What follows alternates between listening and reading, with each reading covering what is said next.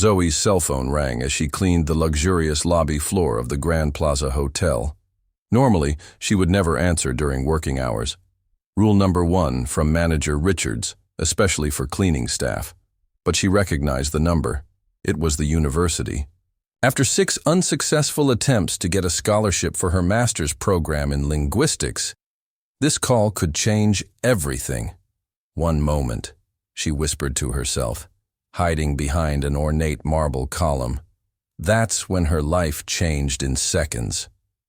Zoe.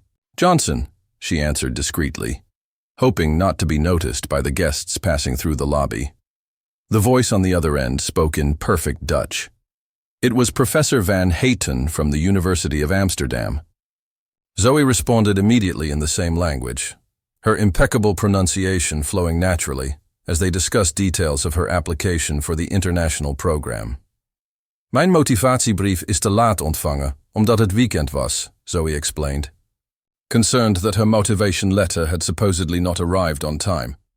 That was when she noticed the sudden silence around her. She looked up and saw Richard Coleman, the billionaire owner of the hotel chain, standing a few feet away, watching her with an undisguised look of surprise. Next to him was manager Richards, her eyes wide with fury. Zoe swallowed hard. Ik bel je later terug, tot ziens, she said hurriedly in Dutch, hanging up the phone. Johnson, in my office, now, the manager's voice cut through the air. The walk to the small administrative office in the basement seemed endless. Zoe felt the stares of her colleagues, some pitying, others barely concealing their satisfaction. At 29, she was the only black woman in the cleaning department with a college degree, something that manager Richards made a point of constantly forgetting. You know the rules, Johnson. No phones during working hours, especially in common areas, Richards fired off as soon as she closed the door. And talking in, what was that? French? Dutch, Zoe corrected instinctively, regretting it immediately. I don't care if it was Martian. What I care about is that Mr. Coleman, the owner of this hotel, saw a cleaning lady ignoring her duties to talk on the phone in the lobby. The injustice burned like acid. The white receptionists took personal. Calls regularly with no consequences. But Zoe knew what was going on. It was the same pattern as always. I'm assigning you to the convention center bathrooms for the next 3 months. Maybe there you can practice as many languages as you want, without embarrassing the hotel, Zoe felt her stomach sink. The convention center meant double cleaning shifts after corporate events, with no overtime. It was Richards's classic punishment for those who crossed the line. You can go, and be thankful you're not being fired. That night was one of the longest. In her small apartment, shared with 2 fellow nurses, Zoe cried silently, staring at her linguistics degree and international certificates framed on the peeling wall. 6 years of cleaning hotel rooms while trying to save for a master's degree. 6 years of sending out resumes that never received a response after in-person interviews. The next morning, she arrived early, determined to show professionalism despite the injustice. That's when the phone at the front desk rang. Zoe Johnson, called Jennifer, the head receptionist. Human Resources wants you right away. The HR department was on the top floor, next to the executive offices. Uncharted territory for cleaning staff. In the elevator, she felt invisible as always, surrounded by executives discussing million-dollar mergers without even noticing her. Johnson, called the HR director as soon as she entered. Please have a seat. Zoe sat stiffly, preparing for the worst. Termination, most likely. Mr. Coleman has requested a meeting with you. Now. The owner's office was bigger than her entire apartment.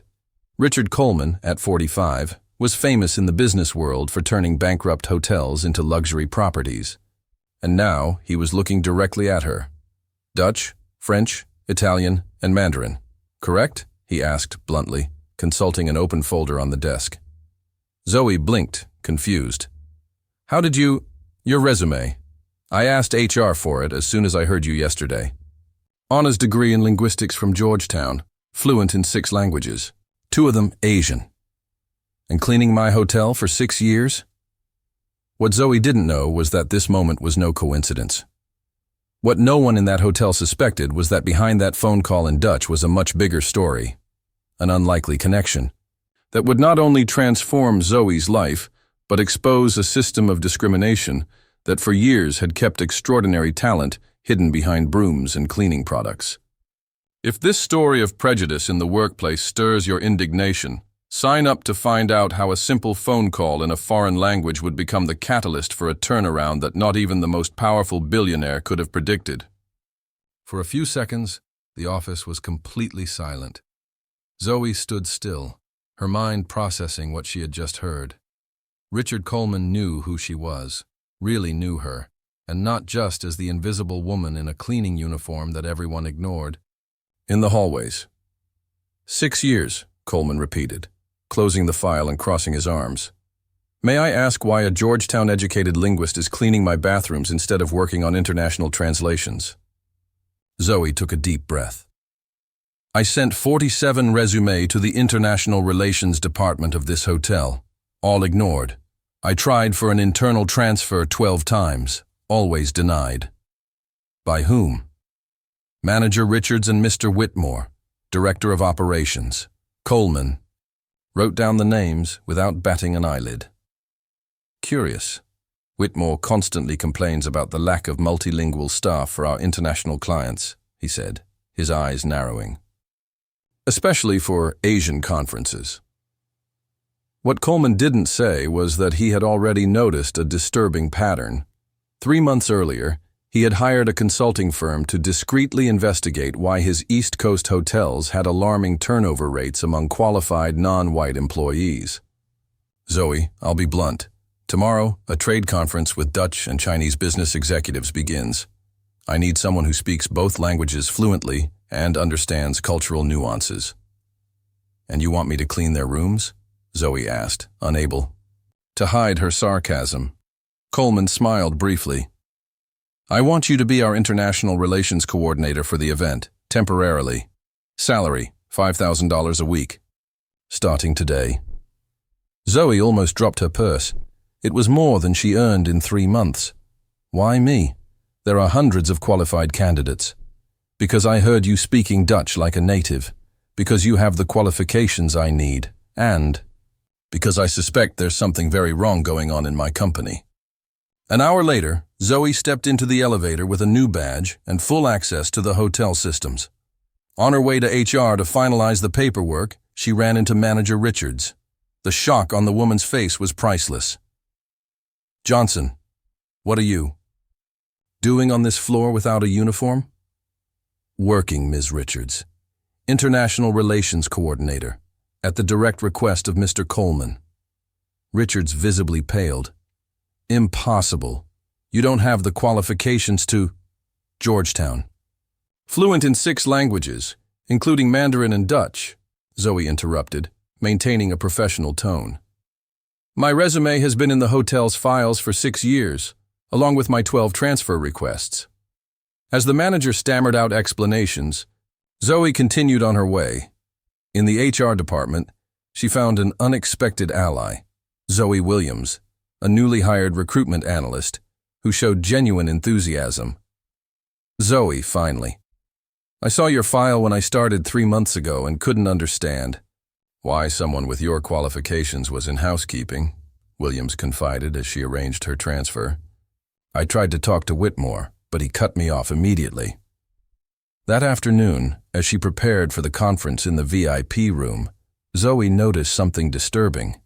The event documents contained incorrect and inappropriate translations in Mandarin, which could cause serious diplomatic misunderstandings with the Chinese executives. She quickly corrected the errors, redesigning the welcome materials. How did you know they were wrong? Asked Coleman, who had been silently observing her work from the doorway. The previous translation used terms that could be considered offensive in formal corporate Chinese, Zoe explained. Whoever did this knows the basics of the language, but not the cultural nuances. Coleman nodded thoughtfully. Whitmore assured me he hired the best translators. It cost a fortune. He hired someone without checking their credentials, Zoe corrected, pointing out a critical error in the translation of a partnership proposal. The next day, the conference began. Zoe glided among the international business executives with natural elegance, switching effortlessly between Dutch and Mandarin, mediating conversations and facilitating connections that would normally take days to establish. During a break, she was approached by Whitmore, the director of operations, a man who had never deigned to speak to her in 6 years. His smile didn't reach his eyes. "Miss Johnson, I'm impressed. Richards clearly misjudged your potential." "Thank you, Mr. Whitmore. It's impressive how my resume listing fluency in Mandarin was overlooked, especially when the hotel spent $50,000 on inadequate translation services for this conference." Whitmore's smile froze. "There must be some misunderstanding.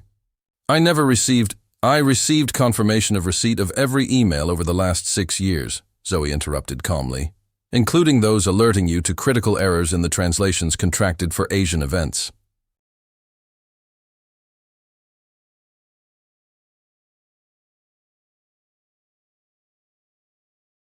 What Zoe didn't mention was that Zoe Williams had given her access to the translation contract records. The company belonged to Whitmore's niece, who had no proven experience in formal Mandarin but charged expert rates. Worse, all previous translations contained similar errors that could have cost millions in lost business. On the third day of the conference, something unexpected happened. One of the Dutch businessmen recognized Zoe.